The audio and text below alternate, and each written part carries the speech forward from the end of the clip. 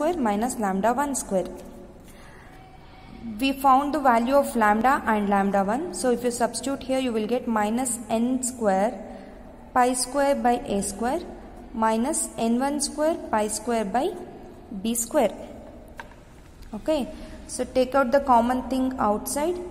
Pi square is common, so if you take out pi square outside, you will get minus n square by a square minus n1 square by b square.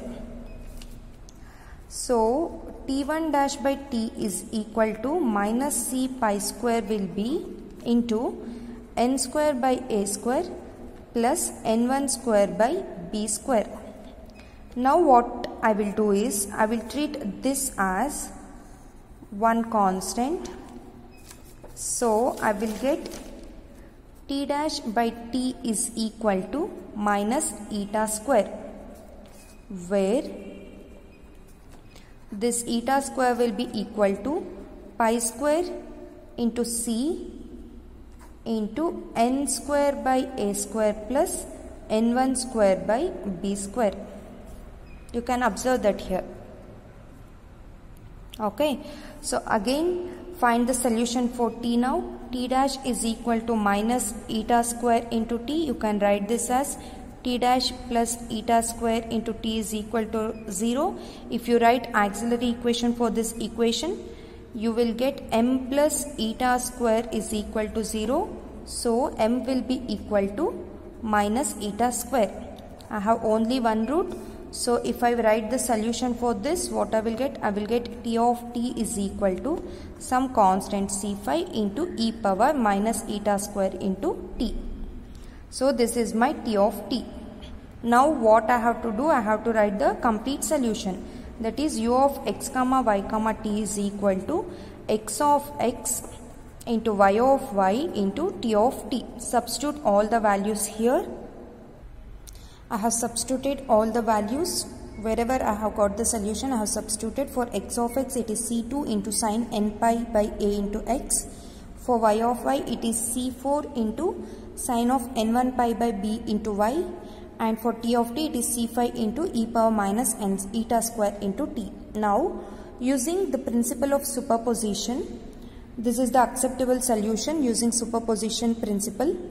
That is, you are getting solution here means for nth order also you will get a solution, isn't it? So if you write for last term also, you will get this. That means I have taken the summation. This is one of the solution. This is the nth solution. Okay. N is equal to 1 to infinity. Summation n1 is equal to 1 to infinity. C2, C4, C5 I have multiplied here. So here this an n1 is nothing but C2 an n1 is nothing but C2, C4 and C5 into sine n pi by a into x into sine n1 pi by b into y into e power minus eta square into t. This is nothing but your solution. Now what I have to do? I have to find out the value of an into n1. So to find out this an n1 value, what I have to do? I should use the initial condition. Initial condition is u of x comma y comma 0 is equal to f of x comma y. That means here I have to substitute t is equal to 0. E power 0 is 1. So I will get summation n is equal to 1 to infinity. Summation n1 is equal to 1 to infinity. Sine n pi by a into x. These two terms as it is, since it is independent of t. Here it will become 1. E power 0 is 1. I will write it here. Again, this equation is called as half range double Fourier sine series, similarly as you considered in wave equation. This is half range double Fourier sine series.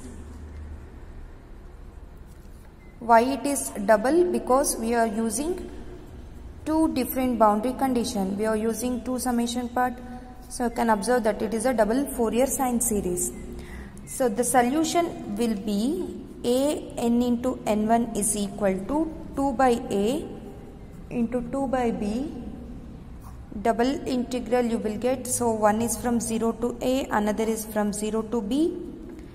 F of x comma y into sine n pi by a into x into sine n1 pi by b into y into dx dy. Okay, so this is the solution for your so the final solution will be given by u of x comma y comma t is equal to summation n is equal to 1 to infinity, summation n1 is equal to 1 to infinity, sine of n pi x by a into sine of n1 pi by b into y into a n n1 e power minus eta square t, where your a n n1 will be this and eta square will be pi square c into n square by a square plus n1 square by b square. So this is the complete solution of your two-dimensional diffusion equation. Okay. Now what you have to do is, here I have given the one-dimensional heat equation. Use variable separable method and initial and boundary conditions.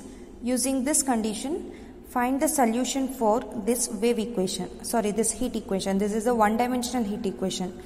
I have solved for two-dimensional heat equation now. You have to find out the solution for one-dimension heat equation. Follow the similar procedure. You will get the solution. Okay. I will give you the hint also. So your solution will be in this form using separable variable method. What you have to do, you have to find out dou u by dou t. So you will get x into t dash, and you have to find out dou square u by dou x square. You will get x double dash t. Substitute these two values here. You will get x t dash is equal to c into x double dash into t. Now divide the whole equation by xt. So you will get t dash by t is equal to c into x double dash by x. Since x and t both are independent variable, you can equate each term by a constant. So if you equate, you will get solutions, isn't it?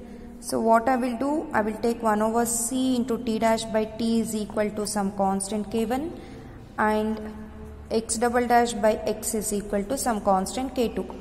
So find out the solution when k is equal to 0, k is greater than 0 and k1 is less than 0.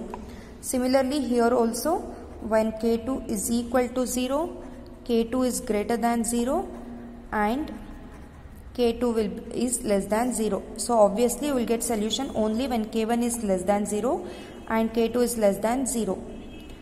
Substitute those values in your u of x comma t.